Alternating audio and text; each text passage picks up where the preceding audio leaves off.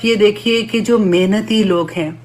अल्लाह की राह में मेहनत करते हैं, ऑनेस्टली आप देखिए सड़क पे बैठा हुआ मोची, आप देखिए मजदूर जो काम करते हैं, ये सारे मेहनती लोग दिन रात मेहनत करते हैं। आज हमारी इज्जत किसकी है हमारे नजरों में? देखिए मैं अल्लाह सुब्हानहू तआला की बात नहीं कर रही हूँ, क्योंकि अल्लाह सुब्हानहू तआला के नज़र में तो उनकी बहुत बड़ा मुकाम है, और इंशाअल्लाह अल्लाह सुब्हानहू तआला क़यामत के दिन उनको वो मुकाम भी दे देंगे। और सबसे मज़े की बात पता है क्या है? कि उनके दिलों में जो चैन है ना, जो हलाल की रोजी कमा रहे होते हैं, किसी भी लेवल पे बड़े बड़े कारोबार भी होते हैं, वो भी हलाल की रोजी होती है। अक्सर कई दफा होता है कि मैं अपने ही लेक्चर बाद में सुनती हूँ तो मुझे ये लगता है कि मैं ये बात कह रही हूँ कि जिनके पास ज्यादा पैसे हैं वो सारे गलत है। ऐसा कुछ नहीं है वल्लाही, सिर्फ बात ये होती है कि जो हराम से ज्यादा कमाते हैं ना, उनकी बात मैं कर रही होती हूँ। तो देखिए वो जो बैठे होते हैं ना, मोची हैं या मजदूर हैं, जो बहुत मेहनती करते हैं और कमाई उनकी थोड़ी सी होती है, उनके पास मिलियंस ऑफ मिलियन डॉलर पता है किस चीज का होता है? सुकून का होता है।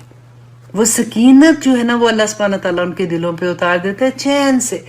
और एंजॉय कर रहे होते हैं अपनी जिंदगी में, बैठे हैं मजे से, उनको कोई घबराहट नहीं है, कोई कुछ नहीं है। मैं अक्सर जब पाकिस्तान में जाती हूँ,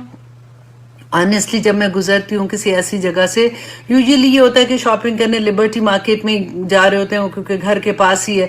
तो वहां पे जो लोग बैठे होते हैं ना, छोटे छोटे रेडियां लगा के या इस तरह से बैठे होते हैं, तो मैं कई दफा गौर से उनको देखती हूँ, कितने सुकून से बैठे हुए हैं। हमें तो हबड़ दबड़ ही नहीं खत्म हो रही कि 4 दिन के लिए आए हैं तो ये भी खरीद लो, ये भी खरीद लो, ये भी खरीद लो, और वो चैन से बैठे हैं। बस अल्लाह सुब्हानहू तआला इंशाल्लाह उनकी भी पूरी कर देंगे।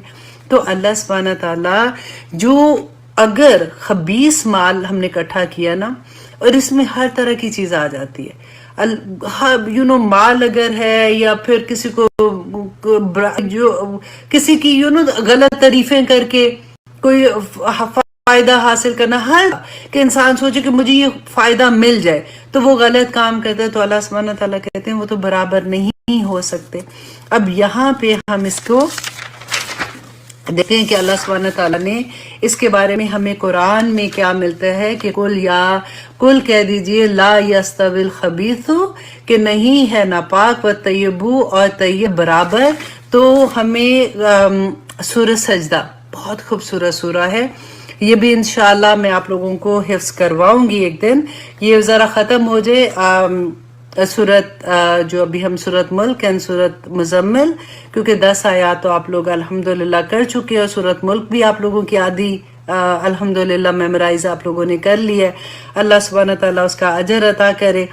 आमीन सुम्मा आमीन। और इतना बड़ा खजाना हमारे दिलों के अंदर अल्लाह सुब्हानहू तआला ने रख दिया है, ये बड़ी किस्मत की बात है। अब सूरह सजदा में इसके बारे में अल्लाह सुब्हानहू तआला क्या कहते हैं कि खबीस व तय्यब जो है वो बराबर नहीं है, कि ततजाफा जुनूबुहुम, एक देखे खूबी अल्लाह, सबसे पहले तो आप देखिए कि तैयब की जो नेक लोग हैं उनकी खूबी क्या है? ततजाफा जुनूबुहुम अनिल मदाजी यदऊन रब्बहुम खौफुम व तमा, कि ये वो लोग हैं जिनकी पुश्तें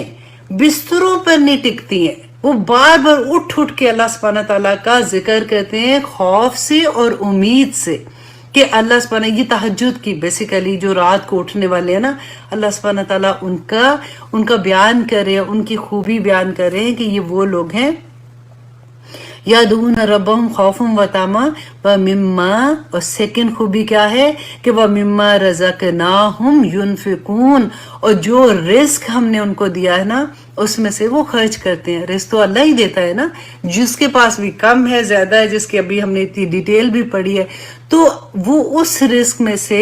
किसको देते हैं? अल्लाह की राह में खर्च करते हैं। अब अल्लाह सुब्हानहू तआला कहते हैं फला तअलमु नफ्सुन, कि कोई नफ्स नकरा है, कोई इंसान, फला तअलमु नफ्सुम मा उख्फिया लहुम मिम्मा, कि कोई नफ्स नहीं ये जानता मा उख्फिया लहुम, कि क्या छुपा के रखा है अल्लाह सुब्हानहू तआला ने उसके लिए, मिन कुर्रती आयुन, उसकी आंखों की ठंडक के लिए। कोई नफ्स ये नहीं जानता। दुनिया में तो छोटी सी नेकी हम कर देते हैं ना, हमें पता ही नहीं है कि अल्लाह सुब्हानहू तआला ने कितना बड़ा अजर रखा है हमारे लिए, जज़ाउम बिमा कानू यामलून, کہ یہ کیوں ہے کہ جو دنیا میں وہ عمل کرتے تھے نا اس کی جزا ملے گی انشاءاللہ ہمیں. اب جو ہم نے وہ آیت پڑھی ہے نا اس کا آگے جواب دیکھیے کہ اللہ سبحانہ تعالیٰ کہتے ہیں افمن کان مومنا کمن کان فاسقا لا یستوون، کہ کیا جو مومن ہے، افمن بھلا جو مومن ہے کمن کانا فاسقا، کیا وہ ایسا ہو سکتا ہے جیسا کوئی فاسق ہے؟ لا یستوون، وہ برابر ہو ہی نہیں سکتے. اور پھر اللہ سبحانہ تعالیٰ کہتے ہیں اما الذین آمنوا وعملوا الصالحات، کہ وہ لوگ جو ایمان لے آئے اور انہوں نے نیک کام کیے، فَلَهُمْ، ان کے لیے ہے جنات، ایک جنت نہیں جنات ہیں، فَلَهُمْ جنات الماوا، تو ان کے لیے ٹھکانہ کیا ہوگا؟ باغات ہوں گے ان کے لیے ٹھکانہ، نزلاً مہمانی ہے. دیکھیں کسی کے گھر مہمان جاتے ہیں تو کتنی عزت ہوتی ہے نا، تو اللہ مہمانی کریں گے اس دن مومنوں کی، آپ کی اور میری. الحمدللہ، اللہ کرے کہ اللہ سبحانہ تعالیٰ، کیونکہ اللہ تو دلوں کے حال جانتے ہیں نا، دنیا تو عمل کی جگہ ہے، وہاں جا کے مہمانی کس نے کرے گی؟ نزلم بما کانوا یعملون، کہ جو کوئی وہ عمل کرتے تھے نا اس کی وجہ سے ان کی وہاں پہ مہمانی ہوگی. اللہ اکبر. اب دیکھیے کہ جو خبیث ہے نا، جو غلط مال کماتے ہیں، جو لوگوں کے دھوکہ دے کے لے لیتے ہیں، اگر ہر طرح سے آپ ذرا ذہن میں وہ ساری چیز لائیے کہ اگر کبھی وراثت میں دھوکہ دے دیا، بہنوں کا حصہ کھا لیا، اس کو نہیں دیا، چوری سے مال لے لیا، رشوت دے کے مال لے لیا، وہ سارا کچھ ہی خبیث میں آ جاتا ہے نا. تو اللہ سبحانہ تعالیٰ کہتے ہیں وَأَمَّا الَّذِينَ فَسَقُوا، اور وہ لوگ جو نافرمان ہوئے، جنہوں نے اللہ کی حکم نہ مانے، فَمَأْوَاهُمُ النَّارُ، تو ان کا ٹھکانہ کیا ہوگا؟ آگ ہوگی. کلما، جب کبھی ارادو ان یخرجوا منہا، اور جب بھی ان کو آگ میں پھینکا جائے گا، اور جب وہ کبھی نکلنے کی کوشش کریں گے نا کہ گرمی سے، تپش سے، سارے عذاب سے نکلنے کی کوشش کریں گے، اُعِیذُوا فِیہا، تو ان کو واپس اس کے اندر ڈال دیا جائے گا. وَقِیلَ لَهُمْ، اور ان سے کہا جائے گا ذُوقُوا، چکھو عذاب النار، اس آگ کا عذاب. کیوں چکھو؟ الذی کنتم بہ تکذبون، کہ اس وجہ سے جو تم جھوٹ بولتے تھے نا کہ کچھ نہیں ہونا، اللہ نے یہ نہیں کہا، ایسے نہیں ہے، کوئی بات نہیں، ہر چیز پہ پردہ نہیں، اپنے آپ کو تسلیاں دینے کے لیے اچھا اب میں یہ نہ کرتی تو پھر میں یہ کیسے کر سکتی تھی. دیکھیے یہی میں اسی وجہ سے میں قرآن سے آپ کو جو تفسیر بتانے کی کوشش کرتی ہوں، کیونکہ پھر ایک ہوتا ہے نا کہ پکا ہو جاتا ہے کہ اچھا اس بات کو اللہ سبحانہ تعالیٰ نے اس اینگل سے بھی قرآن میں بیان کیا تھا، اس آیت کو اللہ سبحانہ تعالیٰ نے اس اینگل سے بھی بیان کیا تھا. تو آگے دیکھیے اللہ سبحانہ تعالیٰ کہتے ہیں وَلَوْ عَجَبَكَ، ولو، اور اگرچہ آجابکا، اچھی لگے تمہیں، کثرت الخبیث، اگرچہ تمہیں خبیث یہ جو کثرت ہے نا اس کی غلط مال کی، جو اگرچہ تمہیں وہ بہت اچھی لگے کہ یار اتنا تو فائدہ ہو رہا ہے، اب میں کیا ایسے ہی چھوڑ دوں. تو اس کے بارے میں اب دیکھتے ہیں کہ قرآن میں اللہ سبحانہ تعالیٰ نے کیا فرمایا ہے. سورۃ تکاثر یاد کریں، یہ یوزلی آپ لوگوں کو سب کو آتی ہے کہ اللہ سبحانہ تعالیٰ نے کہا تھا نا الہاکم التکاثر، کہ ہلاک، اے لوگو تم کو ہلاک کر دیا تکاثر، مال کی کثرت کی طلب نے. الہاکم التکاثر حتی زرتم المقابر، یہاں تک کہ تم قبروں میں پہنچ گئے، کہ تمہیں سمجھ ہی نہیں آئی، تم سارا وقت اور مال. ہم نے وہ دیکھا تھا نا کہ جمع کرتے ہیں مال، اپنا گن کے رکھتے ہیں، کس کے لیے رکھتے ہیں؟ اللہ سبحانہ تعالیٰ کہتے ہیں الہاکم التکاثر، کہ بربا ہلاک ہو گئے لوگ مال جمع کر کے، حتی زرتم المقابر، یہاں تک کہ قبروں میں پہنچ گئے. اور آخر میں اللہ سبحانہ تعالیٰ کہتے ہیں کہ چلو قبروں میں پہنچ گئے تو بس بات ختم ہو گئی، ایسا کچھ نہیں ہے. ثم، پھر لَتُسْأَلُنَّ یومئذٍ عن النعیم، تو پھر تمہیں قیامت کے دن اللہ سبحانہ تعالیٰ پوچھیں گے، وہ جو نعمتیں تمہیں عطا کی تھی نا ان کے بارے میں سوال کیا جائے گا. اللہ سبحانہ تعالیٰ ایسے نہیں چھوڑیں گے. اللہ سبحانہ تعالیٰ سے دعا کرتے ہیں. دیکھیے ہم بار بار جو میں اتنا ڈیٹیل میں کہتی ہوں کہ مجھے بھی اللہ سبحانہ تعالیٰ سمجھ عطا کرے، آپ لوگوں کو بھی، کہ ہم یہ نہ ہو کہ ہم آیا آگے آگے آگے آگے پڑھیں. وہ اس کے لیے دورہ قرآن ہے، اگر آپ نے سننا ہے تو آپ یوٹیوب میں جا کے دورہ قرآن سن سکتے ہیں. لیکن اللہ سبحانہ تعالیٰ ہمیں ہر آیا پہ عمل کرنے والا بنا دے، ہمیں سمجھ آئے کہ اللہ سبحانہ تعالیٰ کیا کہتے ہیں. آمین ثم آمین. کتنا وقت ہو گیا پہلے ہم دیکھ لیں. وقت تو آپ کا ختم ہو گیا. اللہ اکبر. ہم نے صرف اتنے سے آیا کی. چلے اس آیا کو میں ختم کر دیتی ہوں تاکہ اگلی آیا سے انشاءاللہ اگلی دفعہ شروع کروں گی. پھر وہی بات ہے کہ میں ہمیشہ آپ سے یہ کہتی ہوں نا کہ آج کا لیکچر بہت امپورٹنٹ ہے. آج کی آیا آنیسٹلی ہر دفعہ ہر ایک آیا بھی اتنی آگے جانے کو دل ہی نہیں چاہتا. آج میں الا البلاغ پہ جو رکی ہوں، مجھے میرا خیال ہے میں 5 دن الا البلاغ کو ہی پڑھتی رہی ہوں کہ نبی صلی اللہ علیہ وسلم کی پوری سیرت کی کس طرح سے انہوں نے پیغام دیا تھا، اور دعا کرتی رہی کہ یا رب العالمین نبی صلی اللہ علیہ وسلم تو اس دنیا سے پردہ کر گئے، چلے گئے. اللہ سبحانہ تعالیٰ اب ہمیں جو وہ اپنا پیچھے وارث ہیں ہم ان کے، تو اللہ سبحانہ تعالیٰ ہمیں بھی توفیق عطا کر کہ ہم اس بلاغ کو سمجھیں، کیونکہ اس کا جواب دینا ہے. اب آگے دیکھیے اللہ سبحانہ تعالیٰ کہتے ہیں فاتقوا اللہ، اللہ سے ڈر جو، یا اولی الالباب، اے عقل مندو. یہ پتہ ہے وہی بات لگ رہی ہے جیسے اللہ سبحانہ تعالیٰ نے کہا تھا نا کہ اے کمبل میں لپٹے ہوئے اٹھو اور جا کے لوگوں کو ڈراؤ. بالکل یہ لگ رہا ہے اللہ سبحانہ تعالیٰ مجھے اور آپ کو کہہ رہے ہیں اے عقل مندو، اتنی بڑی بڑی باتیں کرتے ہو، اتنا دنیا کو فتح کر لیا، دنیا میں کیا کیا حرکتیں کر رہی ہو، اپنے آپ کو اتنی سمجھدار سمجھتی ہو، ڈرو اللہ سبحانہ تعالیٰ سے. لعلکم تفلحون، تاکہ تم کامیاب ہو جاؤ، آخرت میں کامیاب ہو جو. دنیا میں کامیابی کے لیے غلط کام نہ کرو. یہ دنیا بہت چھوٹی ہے، پتہ بھی نہیں چلنا کہ کیا ہوا تھا کیا نہیں ہوا تھا، اور آخری وقت آ جائے گا. اللہ سبحانہ تعالیٰ سے ہم سب دعا کرتے ہیں اللہ سبحانہ تعالیٰ عمل کرنے والا بنا دے بس.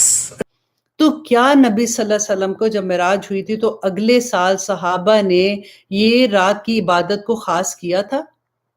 چلے صحابہ نے نہیں کیا تو تابعین نے کیا تھا. کیا تبع تابعین نے کیا تھا؟ نہیں کیا تھا. اب آپ دیکھیے کہ اگر اب نمبر 1 یہ دیکھیے کہ آخر اتنی بڑا واقعہ تھا، معراج کا واقعہ اتنا بڑا واقعہ تھا، کوئی چھوٹا واقعہ تو نہیں تھا. تو آخر اس کے بارے میں تاریخ کا کیوں نہیں پتا؟ کیوں 30 سے زیادہ اقوال ملتے ہیں کہ یہ ڈیٹ تھی، شاید یہ تھی، شاید یہ تھی. وجہ یہ ہے کہ اس زمانے میں تاریخوں کو سیلیبریٹ نہیں کرتے تھے. اس زمانے میں بھی نبی صلی اللہ علیہ وسلم کی جو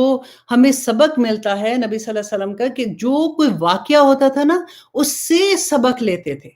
کہ یہ واقعہ کیا ہوا، اس میں کیا ہوا تھا، معراج پہ نبی صلی اللہ علیہ وسلم کیسے گئے تھے، وہاں پہ اللہ سبحانہ تعالیٰ نے ان کو کیا تحفے عطا کیے تھے، اس کے بارے میں ساری چیزیں تھیں. اسی وجہ سے ہمیں کبھی بھی دیکھیں نبی صلی اللہ علیہ وسلم کی پیدائش کے بارے میں ہمیں اختلاف آتا ہے نا، ڈیٹ کا پکا نہیں پتا، لیکن وفات کا پتہ ہے کیونکہ اس زمانے میں لکھنا شروع ہو گئے تھے، کچھ پتا تھا. لیکن اس زمانے میں نہیں پتا تھا، ہم وہ اندازہ لگاتے ہیں کہ یہ تاریخ ہوگی، یہ ہوگی، یہ ہوگی. اسی طرح سے اس زمانے میں کیونکہ رواج ہی نہیں تھا تو پتہ ہی نہیں تھا. اب اگر یہ پتہ بھی تھا تو پھر نمبر 2 وہی بات آ جاتی ہے کہ نبی صلی اللہ علیہ وسلم نے نہیں منایا تھا، اس کے نہ کہا تھا اس کے بارے میں، نہ صحابہ نے کیا تھا.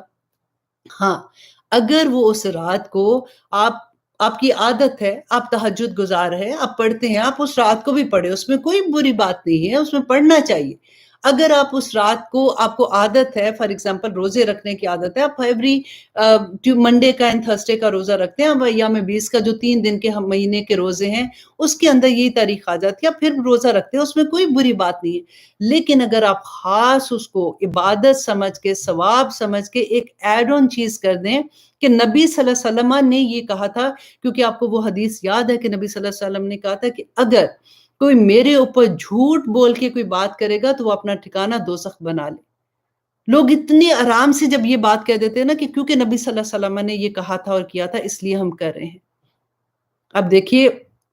کہ اب یہاں پہ میں تھوڑا سا، کیونکہ معراج کی بات ہو رہی ہے تو میں چاہ رہی تھی کہ میں تھوڑا سا آپ کو معراج کے بارے میں بتا دوں، کیونکہ رجب کا سب سے خوبصورت، دیکھیے اگر منانا ہی ہے نا تو پھر سب سے خوبصورت یہ بات ہے کہ اگر آپ کو یہ لگتا ہے فار ایگزامپل آپ اسی پہ ہیں کہ اس دن رجب نبی صلی اللہ علیہ وسلم معراج پہ گئے تھے، تو پھر اپنے بچوں کو، اپنے دوستوں کو اکٹھا کریں اور ان کو بتائیں کہ معراج کیا تھی، نبی صلی اللہ علیہ وسلم کو کیسے اللہ سبحانہ تعالیٰ آسمان دنیا پہ لے کے گئے تھے، وہاں پہ ہمیں کیا تحفے دیے گئے تھے، مسلمان امت کو کیا کہا گیا تھا، کیا پیغام دیا گیا تھا،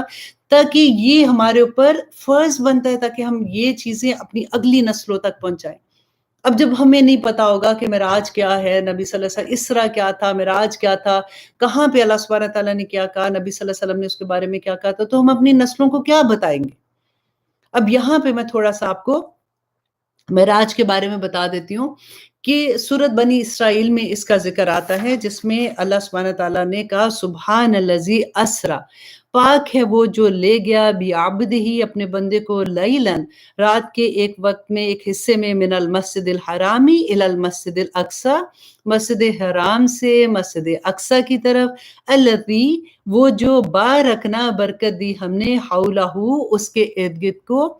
لِنُرِیَہُ کیوں ایسے کیا تھا؟ تاکہ دکھائے اس کو، من آیاتنا تاکہ اللہ سبحانہ تعالیٰ اپنی نشانیاں دکھائے۔ اب یہاں پہ دیکھیے کہ ہوا کیا تھا، ایک جو بہت سٹرونگ ایک کال ملتا ہے کہ 10 ہجری کو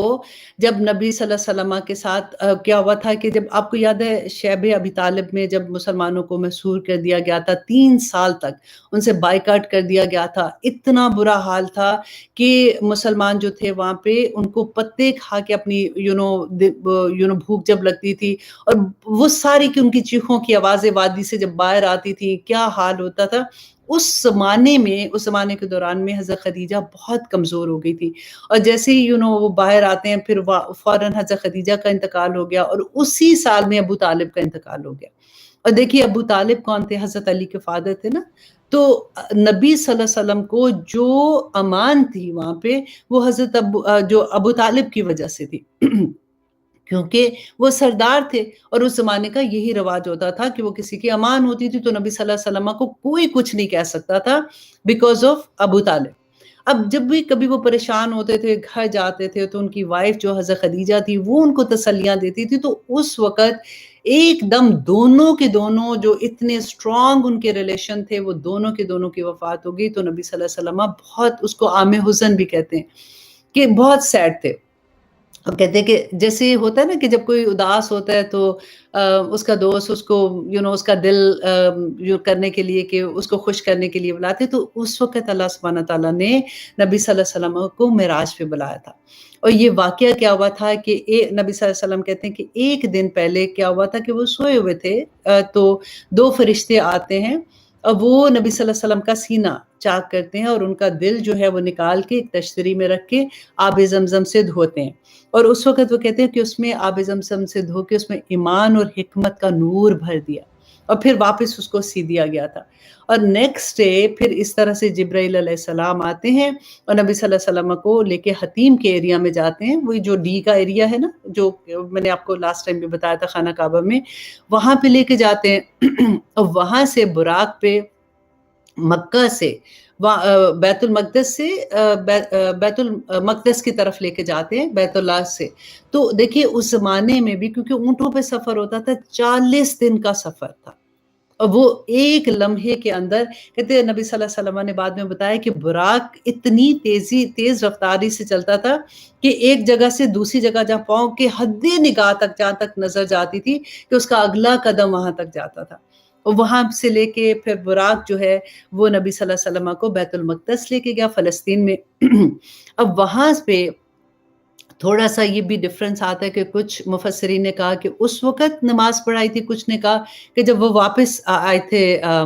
آسمان دنیا سے معراج کے بعد واپس آئے تھے تب پڑھائی تھی، لیکن اینی وے وہاں پہ جب جاتے ہیں نبی صلی اللہ علیہ وسلم تو براق کو وہاں پہ کہتے ہیں ابھی بھی نشان ہے اس پتھر پہ کہ وہ سوراخ کر کے وہاں پہ براق کو باندھا، اور پھر وہ اندر گئے، وہاں پہ تمام انبیاء تھے اور نبی صلی اللہ علیہ وسلم نے ان کی امامت کروائی۔ پھر اس کے بعد جبرائیل علیہ السلام ان کو آسمان دنیا پہ، پھر یہاں پہ یہ جو سورہ بنی اسرائیل میں ہے نا، یہ اسراء کا واقعہ، اسراء تو زمینی سفر تھا کہ بیت اللہ سے اللہ سبحانہ تعالیٰ بیت المقدس میں ان کو لے گئے، اور وہ سارا سفر تھا۔ اب وہاں سے نبی صلی اللہ علیہ وسلم کو معراج کرائی تھی، یہ سیکنڈ آتا ہے جس میں سورۃ نجم میں اس کے بارے میں کچھ آتا ہے، ڈیٹیل نہیں ہے لیکن کچھ اشارہ وہاں پہ ہمیں ملتا ہے، جہاں پہ سے پھر جبرائیل علیہ السلام ان کو لے کے گئے، اور پھر اتنی خوبصورت بات کہ پہلے دیکھیں معراج کہتے ہیں سیڑھی کو، کہ وہ اللہ سبحانہ تعالیٰ کی طرف سے اتنا بڑا معجزہ تھا۔ دیکھیں کبھی کوئی پوچھتا ہے نا نبی صلی اللہ علیہ وسلم کے معجزے، کبھی ہوتا ہے کہ حضرت عیسیٰ کے معجزے، حضرت موسیٰ کے ہم پڑھتے ہیں معجزے، تو پھر نبی صلی اللہ علیہ وسلم کا سب سے بڑا دیکھیں یہ معجزہ، اور پھر قرآن تو ڈیفینیٹلی ایک معجزہ تھا، لیکن یہ کہ اللہ سبحانہ تعالیٰ نے ان کو آسمان دنیا پہ بلایا۔ اور پھر اس کے بعد کیا ہوا تھا کہ پہلے آسمان پہ جب جبرائیل علیہ السلام نبی صلی اللہ علیہ وسلم کو لے کے جاتے ہیں، تو پہلے ہم نے پڑھا تھا سورۃ نبا میں آتا ہے کہ وَفُتِحَتِ السَّمَاءُ فَكَانَتْ أَبْوَابًا، تو کہ آسمان جو ہے وہ فُتِحَتِ السَّمَاء کہ آسمان قیامت کا ذکر ہوتا ہے کہ آسمان جو ہے وہ کھول دیا جائے گا، اور وہ دروازے ہو جائے گا، وَسُيِّرَتِ الْجِبَالُ اور جو پہاڑ اس دن چلیں گے، فَكَانَتْ سَرَابًا اور وہ پورے جو ریت کی طرح کے ہو جائیں گے۔ تو یہ سارا ہم سورۃ نبا میں بھی پڑھتے ہیں۔ تو اسی طرح سے پہلے آسمان پہ جبرائیل علیہ السلام لے کے جاتے ہیں نبی صلی اللہ علیہ وسلم کو، اور وہاں پہ پہلے آسمان پہ حضرت آدم علیہ السلام ہوتے ہیں، نبی صلی اللہ علیہ وسلم کی ان سے ملاقات ہوتی ہے۔ پھر دوسرے آسمان پہ جاتے ہیں، اور دوسرے آسمان پہ ان کی ملاقات ہوتی ہے حضرت عیسیٰ علیہ السلام اور حضرت یحییٰ علیہ السلام سے، یہ آپس میں کزن بھی ہیں، خالہ زاد بیٹے ہیں، وہاں پہ ان سے ملاقات ہوتی ہے۔ پھر تیسرے آسمان پہ حضرت یوسف علیہ السلام کے ساتھ ملاقات ہوتی ہے، اور یوسف علیہ السلام کو نبی صلی اللہ علیہ وسلم نے کہا کہ پوری دنیا میں کا آدھا حسن جو ہے وہ حضرت یوسف علیہ السلام کو اللہ سبحانہ تعالیٰ نے عطا کیا ہوا تھا۔ اور پھر اس کے بعد چوتھے آسمان پہ حضرت ادریس علیہ السلام سے نبی صلی اللہ علیہ وسلم کی ملاقات ہوتی ہے۔ پھر پانچویں آسمان پہ حضرت ہارون علیہ السلام سے، پھر چھٹے آسمان پہ حضرت موسیٰ سے، اور ساتویں آسمان پہ حضرت ابراہیم علیہ السلام سے ان کی ملاقات ہوتی ہے۔ اور وہاں پہ نبی صلی اللہ علیہ وسلم بیت المعمور کو دیکھتے ہیں، اور وہاں پہ وہ نبی صلی اللہ علیہ وسلم نے بتایا کہ حضرت عائشہ کہتی ہیں کہ 70,000 فرشتے ایک وقت میں طواف کرتے ہیں، اور پھر ان کی دوبارہ سے باری نہیں آتی ہے۔ اتنے فرشتے ہیں آسمان پہ، اتنے فرشتے ہیں کہ ان فرشتوں کی ایک دفعہ طواف جو کرتے ہیں نا، ان کی باری واپس نہیں آتی ہے۔ ہم دیکھیں ہم کتنے خوش قسمت ہیں کہ ہم جتنی دفعہ چاہیں، خانہ کعبہ کے بالکل اوپر بیت المعمور ہے، ہم اتنی دفعہ طواف کر سکتے ہیں، ہم جاتے ہیں اللہ کے گھر کو دیکھ سکتے ہیں۔ تو یہ ایک بہت بڑا معجزہ تھا۔ اور اس کے علاوہ نبی صلی اللہ علیہ وسلم نے جب سدرۃ المنتہا پہ پہنچتے ہیں تو جبرائیل علیہ السلام نے کہا کہ اس کے بعد آگے میں نہیں جا سکتا ہوں۔ تو یہ ایک بیری کا درخت تھا، کہتے اتنا خوبصورت وہ درخت تھا کہ پورا درخت جیسے سونے، یہ ایکچولی ہوتا ہے نا کہ ایگزامپلز دی جاتی ہے، کیونکہ ہم دنیا میں رہتے ہیں، ہمیں دنیا کی خوبصورتی ہماری نظر میں جو ہے تو ہم اسی کو دیکھ سکتے ہیں نا۔ کہتے ہیں کہ وہ پورا درخت سونے کا، اور اس کے اوپر جو پروانے ہوتے ہیں نا، جیسے ٹڈیاں ان کو کہتے ہیں، بعض دفعہ بعض لوگوں نے اس کو ایکسپلین کیا کہ جیسے پروانے اوپر جاتے، جیسے جہاں پہ روشنی ہوتی ہے تو پروانے آ جاتے ہیں، وہ بھی سونے کی، اور کہتے ہیں اس کے اوپر نور کے ہولے، اتنا خوبصورت وہ درخت، اور اتنا بڑا درخت جس کی کوئی حد نہیں، اور اس کے بالکل پاس جو تھی وہ جنت الماوا تھی۔ الحمدللہ نبی صلی اللہ علیہ وسلم کو وہ بھی دکھائی گئی۔ اور دیکھیے نبی صلی اللہ علیہ وسلم نے کہا کہ وہاں پہ انہوں نے کلموں کی، قلم جو تھے پین کی، کلموں کی آواز سنی، اللہ اکبر۔ اور آواز کس چیز کی تھی؟ انہوں نے پوچھا جبرائیل علیہ السلام سے کہ یہ کس چیز کی آواز ہے، تو انہوں نے کہا کہ یہ کلموں کی آواز ہے، جو ہماری تقدیریں لکھی جا رہی ہوتی ہے، روز کا ہمارا کہ کیا ہوگا، رزق کیسے ملے گا، کتنا ملے گا، وہ ساری چیزیں وہاں پہ لکھی جاتی ہیں۔ اور پھر انہوں نے کہا کہ وہاں پہ انہوں نے فرشتوں کی جھگڑنے کی آواز سنی آپس میں، تو پوچھا جبرائیل علیہ السلام سے کہ یہ کیوں جھگڑ رہے ہیں؟ تو جبرائیل علیہ السلام نے کہا کہ وہ لوگ جو مسجد کی طرف جاتے ہیں نا، ان کے قدموں کے جو ثواب ہے اس کو لکھنے کے لیے آپس میں جھگڑ رہے ہیں کہ میں لکھوں گا اس کا ثواب میں لکھوں گا۔ یہ چیزیں بتانے والی ہیں کہ معراج پہ کیا ہوا تھا، ہمیں اس دنیا میں رہتے ہوئے کیا چیزیں کرنی ہے۔ یہ جس سے بالکل وہی بات ہے کہ اوپن بک ٹیسٹ کی طرح، کہ ہمیں پتہ چل گیا کہ اچھا یہ چیز ہوگی، یہ چیز وہاں پہ قیامت کے دن ہوگی۔ اور پھر دیکھیے نبی صلی اللہ علیہ وسلم نے کہتے ہیں کہ جنت میں جیسے انہوں نے دیکھا کہ ان کو قدموں کی آواز آئی تو انہوں نے جبرائیل علیہ السلام سے پوچھا کہ جبرائیل یہ کس کے قدموں کی آواز ہے؟ تو جبرائیل علیہ السلام نے کہا کہ یہ بلال کی قدموں کی آواز ہے۔ اللہ اکبر! تو وہ دیکھیں نبی صلی اللہ علیہ وسلم ابھی جا رہے ہیں تو بلال اس سے پہلے ہی ادھر موجود تھے، وہ مؤذن تھے نا اس لیے۔ اللہ اکبر! اور اس کے بعد نبی صلی اللہ علیہ وسلم نے کہا کہ میں جس فرشتوں کی گروہ سے گزرتا تھا تو وہ مجھے یہ کہتے تھے کہ اپنی امت کو کہیں حجامہ، حجامہ کے بارے میں آپ کو پتہ ہے وہ جو کپنگ ہوتی ہے نا، کپنگ ایک تو ڈرائی کپنگ ہوتی ہے، ایک ویٹ کپنگ ہوتی ہے۔ ڈرائی کپنگ کیا ہوتی ہے، ویٹ کپنگ کیا ہوتی ہے کہ پہلے وہ کپ لگا دیتے ہیں، وہ جیسے بلڈ تھوڑا سا اوپر آ جاتا ہے پھر اس کو تھوڑے چھوٹے چھوٹے چھوٹے جیسے کیا کہنا چاہیے بلیڈ کے ساتھ یا پھر اس طرح سے ہوتا ہے جو حجامہ کرتے ہیں ان کو پتہ ہے کیونکہ میں نے یہ کورس کیا تھا تو وہ بہت کیونکہ یہ سنت سے ثابت ہے نا تو وہ چھوٹے چھوٹے کٹ لگا دیتے ہیں پھر اسے خون نکلتا ہے نا جو پھر وہ واپس اس پہ کپ لگاتے ہیں خون اس پہ سک ہو جاتا ہے اور وہ ایکچولی کیا ہوتا ہے کہ وہ گندا خون ہوتا ہے جو نکل جاتا ہے تو کہتے ہیں کہ میں جس جو فرشتوں کے اس کے جماعت کے سے گزرا تو انہوں نے کہا کہ آپ اپنی امت کو حجامہ کا حکم دیں تو اگر آپ لوگوں نے نہیں کرایا ہو تو آپ ضرور کرا لیجئے گا اس کے بڑے فائدے ہوتے ہیں اچھا جی اس کے بعد دیکھیں کہ نبی صلی اللہ علیہ وسلم کہتے ہیں کہ جب وہ حضرت ابراہیم علیہ السلام کے پاس سے گزرے نا تو انہوں نے کہا کہ رسول اللہ صلی اللہ علیہ وسلم کو کہ اپنی امت کو میرا سلام دینا اللہ اکبر تو سلام دینا اور اس کے بعد انہوں نے کہا کہ اپنی امت کو یہ کہنا کہ ان کو بتائے کہ جنت کی مٹی جو ہے نا یہ بڑی زرخیز ہے اور اس کے علاوہ یہاں پہ لیکن اس کا پانی بہت میٹھا ہے لیکن وہ چٹیل میدان ہے تو اس پہ کاشتکاری کرو اور کاشتکاری نبی صلی اللہ علیہ وسلم نے کہا کہ کاشتکاری کیسے کرنی ہے تو انہوں نے کہا کہ اپنی امت کو کہیں کہ وہ سبحان اللہ والحمدللہ ولا حول سبحان اللہ والحمدللہ ولا الہ الا اللہ واللہ اکبر یہاں تک پہلے انہوں نے کہا اور کچھ روایات میں ملتا ہے کہ لا حول ولا قوت الا باللہ العلی العظیم جو ہم پڑھتے ہیں تیسرا کلمہ تو یہ پڑھیں تاکہ وہ جنت میں درخت اپنے لگائیں اپنے گھر بنائیں اب دیکھیے آسمان تو اوپر ہے نا آسمان کے اوپر موتیوں کے پورے محلات ہیں ادھر سونے کے محلات ہیں ادھر ڈائمنڈز کے محلات ہیں اتنا خوبصورت اوپر پوری کی پوری جنت اوپر ہمارے لیے انتظار کریے اللہ سبحانہ تعالی ہمارے جو عمل ہیں ان کو قبول کر لے اور ہم کوئی ایسا عمل نہ کرے جو میرے رب کو قبول نہیں ہے اور جس کا ہمیں آگے جا کے جواب دینا ہوگا اور وہی پھر نبی صلی اللہ علیہ وسلم نے کہا کہ وہاں پہ مجھے دوزخ بھی دکھائے گی اللہ اکبر اور وہاں پہ دکھایا گیا غیبت کرنے والوں کا کیا انجام ہوگا کہ جو لوگ غیبت کرتے ہیں نبی صلی اللہ علیہ وسلم نے کہا کہ ان کو مردار کھلایا جا رہا تھا اللہ اکبر اور کہتے ہیں کہ وہ لوگ جو ایسے واعظ کرنے والے ایسے عالم جو واعظ کرتے لوگوں کو تو نیکی کی بات کرتے لیکن خود عمل نہیں کرتے تو ان کو کہتے ہیں کہ کینچیوں کے آگ کی کینچیوں کے ساتھ ان کی زبانیں کاٹی جا رہی تھی اللہ اکبر کہتے ہیں میں نے پوچھا جبرائیل سے کہ جبرائیل یہ کون لوگ ہیں جن کی اتنا ان کے چیخ رہے ہیں اور ان کی زبانیں جو ہیں وہ آگ کی کینچیوں سے کاٹے جا رہی ہیں تو جبرائیل علیہ السلام نے کہا یہ بے عمل خطیب تھے جو لوگوں کو تو حکم دیتے تھے لوگوں کو نیکی کی بات بتاتے تھے لیکن خود عمل نہیں کرتے تھے اللہ اکبر ربنا لا تجعلنا منہم اللہ اکبر اور اس کے بعد نبی صلی اللہ علیہ وسلم نے کہا کہ میں نے دیکھا سود خوروں کا انجام وہاں پہ دیکھا کہ ان کے پیٹ جیسے بڑے بڑے گھڑے ہوتے ہیں نا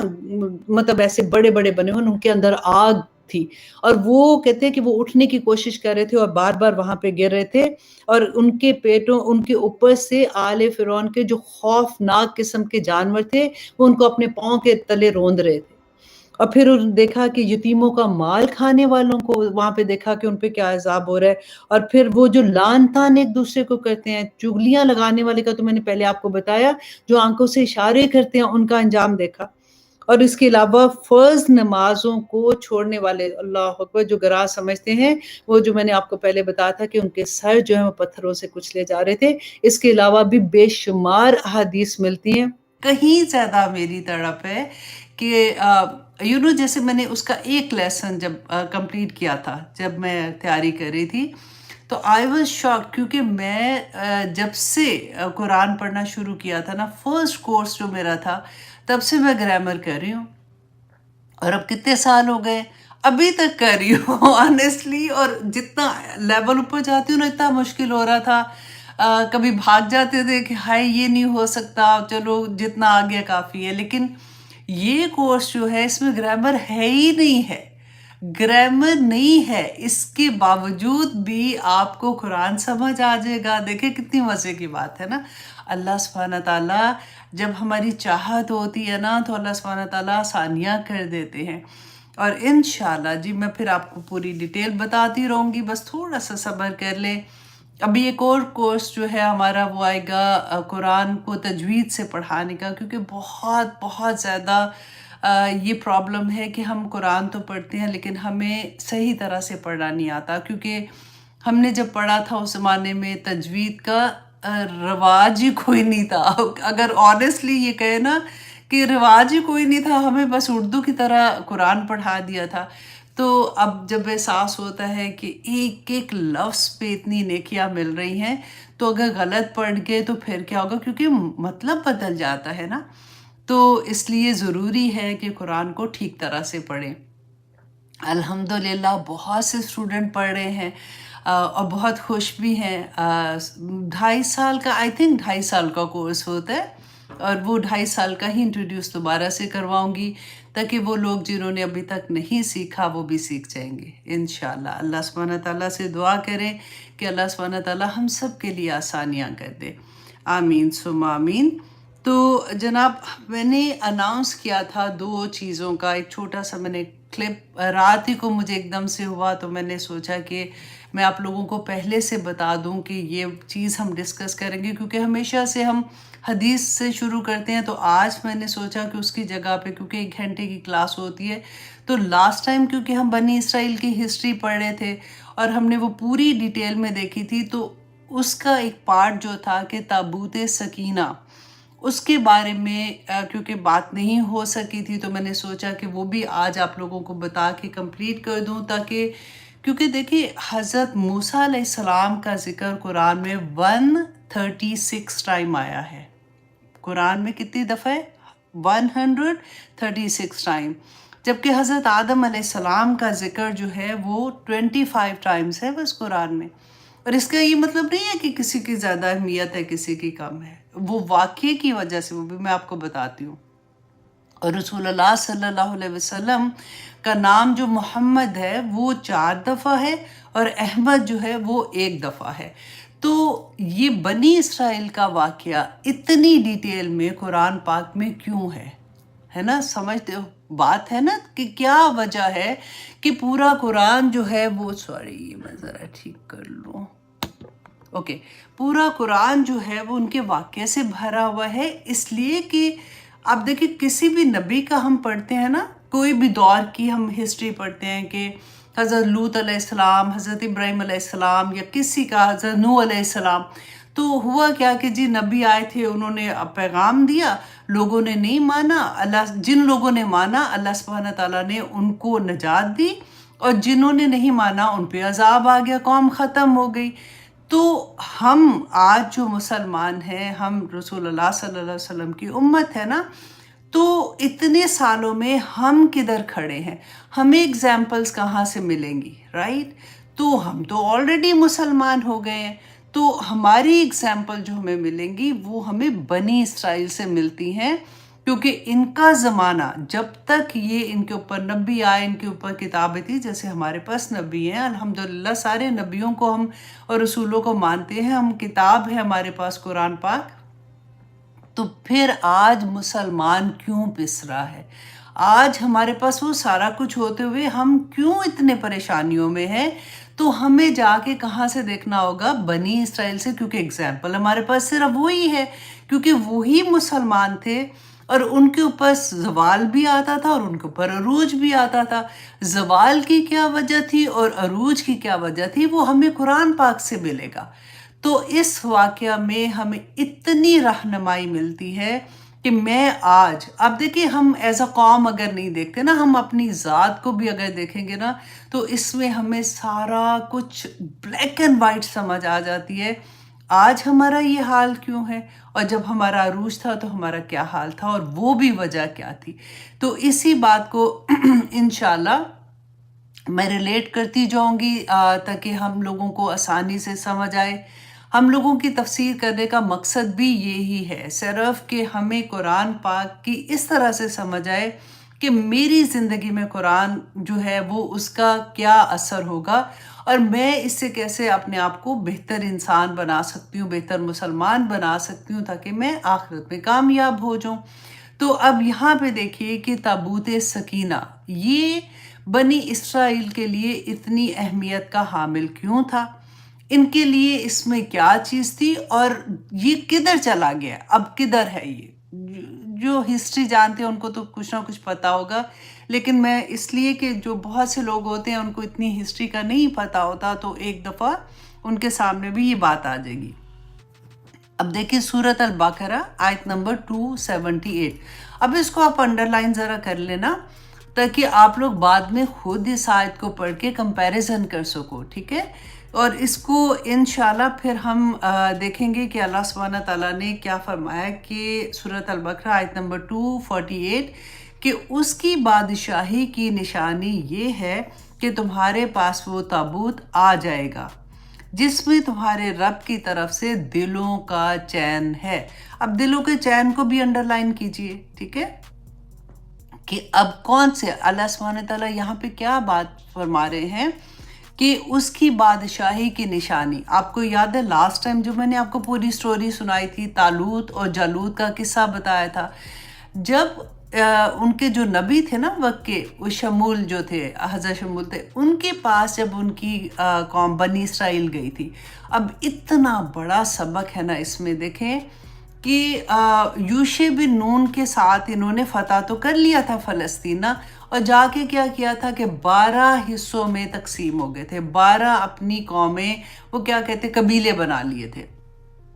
اب جیسے انہوں نے 12 قبیلے بنائے، کہ ہم کیوں بنائے، تاکہ ہمیں لڑائی نہ ہو، ٹھیک ہے، ہر قبیلہ اپنی اپنی جگہ رہے گا. لیکن آہستہ آہستہ کیا ہوا کہ ایک قبیلہ دوسرے قبیلے سے لڑنا شروع ہو گیا. اب کمپیریزن دیکھیے آج مسلمانوں کا کہ ہمارے کتنے فرقے بن گئے ہیں، ہر فرقہ دوسرے کو کافر، ہر فرقہ دوسرے کو غلط. بالکل وہی ایگزیکٹلی سٹوری آپ کو یہاں پہ نظر آئے گی. 12 قبیلے بنے، کوئی غلط تو نہیں تھا، مسلمان ہی تھے سارے اس وقت کے بنی اسرائیل،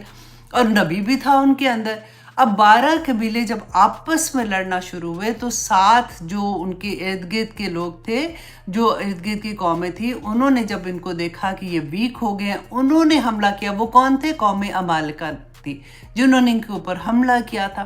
اور حملہ جب کیا تھا تو اس وقت ان کی اینٹ سے اینٹ بجا دی، ان کے اوپر اتنے ظلم کیے، سب کچھ تباہ و برباد کر کے. تو یہ جو ان کا تابوت سکینہ تھا نا، یہ اٹھا کے اپنے ساتھ لے گئے. اب ان کے لیے تو وہ مقدس نہیں تھا، ان کو یہ پتا تھا کہ یہ لوگ جو ہے اس کی بڑی کوئی کرتے ہیں، بڑی اس کو مقدس سمجھتے ہیں. جیسے آج کل کے زمانے میں آپ دیکھیں کوئی غیر مسلم جیسے وہ قرآن کی بے حرمتی کرتے ہیں تو ہمیں کتنی تکلیف ہوتی ہے نا. لیکن اس زمانے میں بھی ان کے لیے تو یہ مقدس نہیں تھا. انہوں نے جان بوجھ کے غصے میں آ کے وہ تابوت سکینہ جو ہے وہ کدھر پھینک دیا، جو گن کوڑا تھا ادھر انہوں نے اس کو پھینک دیا. اب اللہ سبحانہ تعالیٰ نے اس کے بدلے میں، کیونکہ انہوں نے اس کی بے حرمتی کی تھی، تو ان کے اوپر اتنا مشکل وقت آیا کہ ان کے 5-6 شہر جو وہ بالکل تباہ ہو گئے، اس میں وبا پھیلی ہے. ان کو یہ لگا کہ یہ تو اس وجہ سے جب سے یہ تابوت سکینہ آیا ہے ہمارے پاس، ہمارے تو ان کے لیے یہ ورڈ تو نہیں تھا نا، تو یہ ہمارا ایسا ہو گیا. تو انہوں نے کیا کیا کہ وہ تابوت سکینہ کو جو سواریاں تھی جیسے بنا کے تو اس کے اوپر رکھ کے تو انہوں نے اس کو ہانک دیا اپنے شہر سے دور. تو اللہ سبحانہ تعالیٰ نے فرشتے مقرر کر دیے، 4 فرشتے جو اس کو لے کے تالوت کے جو دروازے تک لے آئے.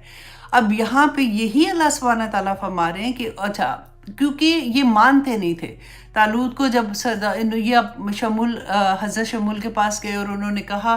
کہ ہمارا اتنا برا حال ہے، آپ ہمارے لیے کوئی بادشاہ مقرر کر دیں جس کے ساتھ مل کے ہم سارے اب مل کے ہم یہ چھوڑ دیتے ہیں جو ہم نے اپنے آپ کو بانٹ لیا 12 قبیلوں میں، ہم سب مل کے اب حملہ مطلب اپنے دشمنوں کے ساتھ مقابلہ کریں گے. ایک ہی وجہ ہے، اب دیکھیے اگر یہ سارے فرقے بند ہوں گے نا، لوگ کیا کہتے ہیں آپ دیکھیں، میں نے بڑے بڑے لوگوں کو یہ کہتے سنا کہ جب رسول اللہ نے کہا کہ اتنے فرقے بن گئے تو ہم کون ہوتے؟ رسول اللہ نے یہ نہیں کہا تھا کہ فرقے بناؤ، انہوں نے ایک وارننگ دی تھی کہ ایسا کرو گے تو تباہی ہوگی، اور ایک ہی فرقہ جو کامیاب ہوگا جس نے قرآن و سنت کو پکڑا ہوگا۔ اب ہر فرقہ کہتا ہے کہ میں نے قرآن اور سنت کو پکڑا، قرآن اور سنت کو پکڑا ہوا ہے، تو پھر کدھر جائیں گے؟ اب دیکھیے کہ ان کو بھی یہاں سے میں کیا سبق ملتا ہے۔ انہوں نے کہا کہ ہم اکٹھے ہو کے حملہ کریں گے، تو حضرت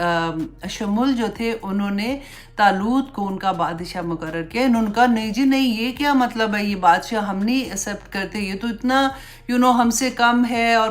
مال میں کم ہے، تو شہرت میں کم ہے، یا جو بھی انہوں نے جس طرح کی بھی ان کی چیزیں تھی۔ تو اس پر انہوں نے کہا کہ اچھا اگر میں تمہیں ایک نشانی اللہ کی طرف سے بتاتا ہوں کہ یہ جو تابوت ہمارا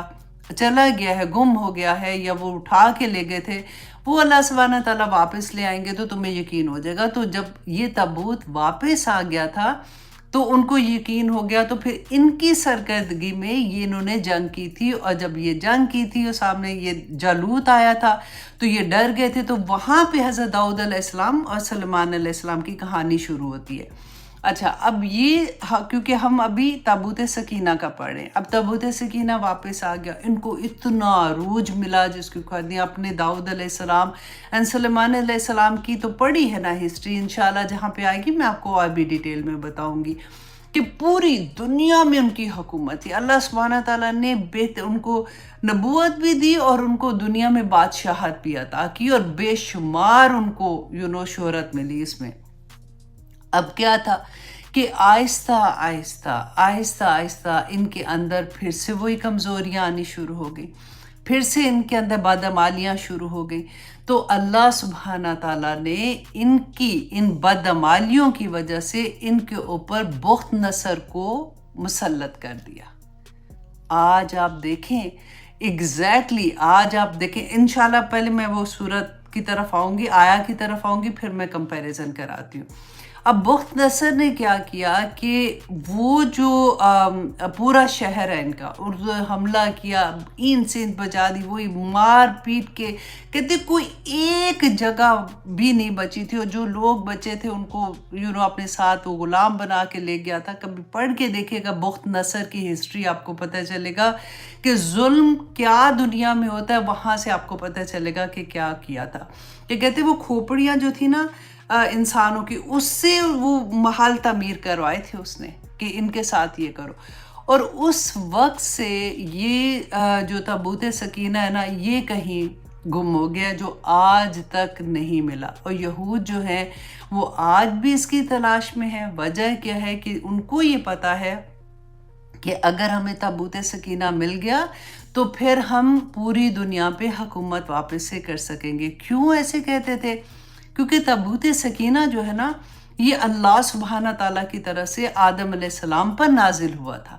آدم علیہ السلام کے بعد ان کے جو بیٹے شیث تھے، شیث تھا ہے آخر میں نا، پہلے سین ہے شین ہے اور پھر اس کے بعد تھا ہے، تو اس لیے بولنا مشکل ہے۔ ان کے پاس تھا،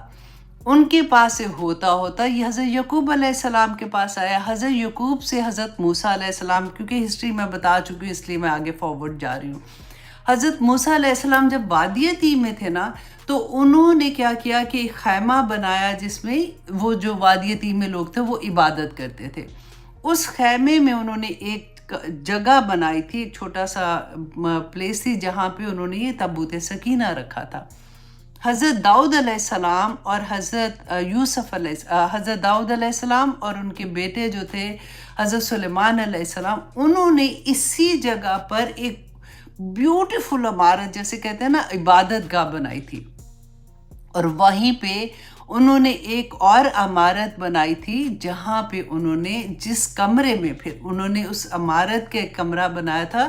جس میں انہوں نے تابوت سکینہ رکھا تھا، اور اس کو وہ جو عمارت تھی نا اس کو وہ ہیکل کہتے ہیں، اور جہاں پہ جس کمرے میں انہوں نے یہ تابوت سکینہ رکھا تھا اس کو وہ القدوس کہتے تھے۔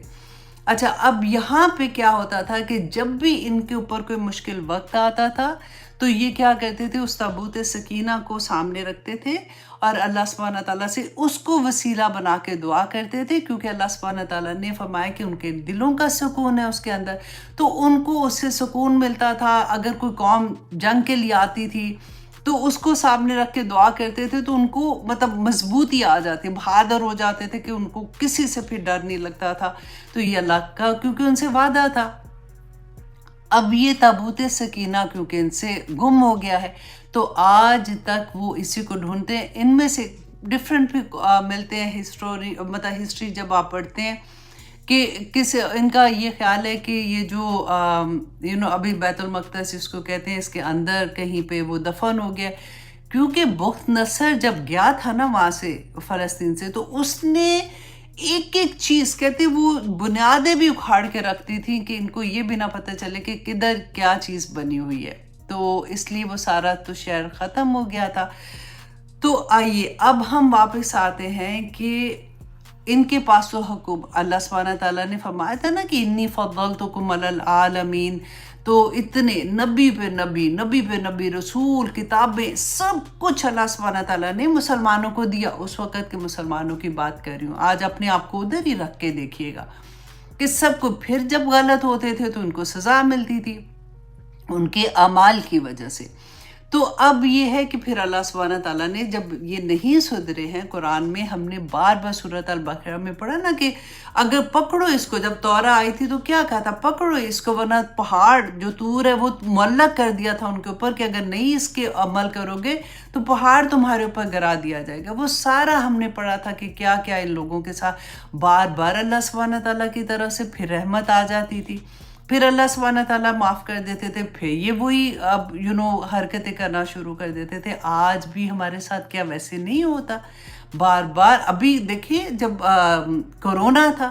ہمارا کیا حال تھا، گھر گھر میں اذان کی آواز تھی، ہم نے کتنی معافیاں مانگی تھی، اپنے لو ونس کے جنازے پہ نہیں جا سکتے تھے، اپنے